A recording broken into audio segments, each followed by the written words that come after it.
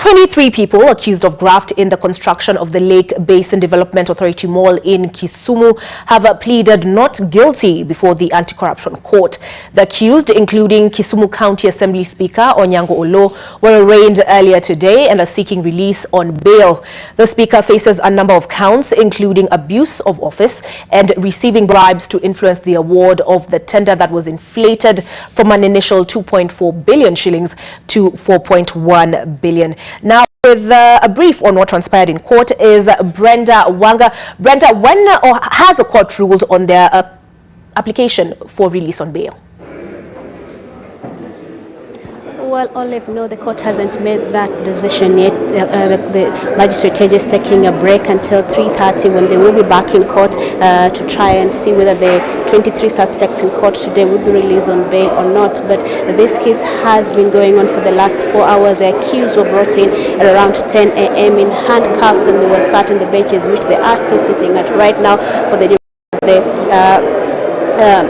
case this morning. All of them pleaded not guilty to the charges that range from failure to comply with procurement laws, abuse of office, bribery charges, corruption charges, all of them saying that they are not guilty of the charges that they have been laid before them.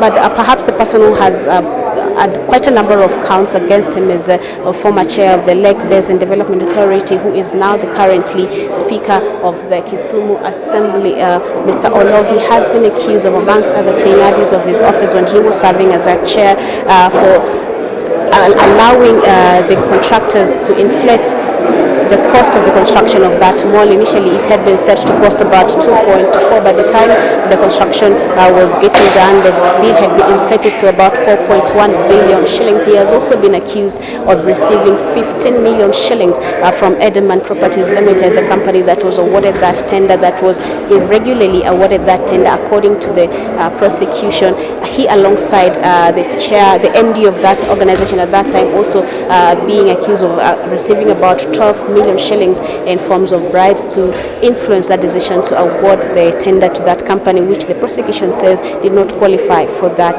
tender. So this is amongst the charges that have been brought against these people. We'll be waiting until 3:30 p.m. today to know whether they will be granted bail or not. The prosecution says this will not oppose the application on bail, but says that the court should not allow the accused to leave with their passport, that the passports should be deposited in court to at least to make sure that they do not flee the country. They have also been asked to ensure that 5 of the accused who are still employees of the Lake Basin Development Authority are suspended from work during the duration of this trial, and they found guilty that they should not set foot again in the office. Should they need to set foot in their offices during the duration of this trial, the prosecution says that they must be accompanied by ESCC officers. So we will be waiting for 3:30 to know the fate of the people who are currently still in court waiting to know whether they will be going back home today or whether they will be staying for much longer in police custody back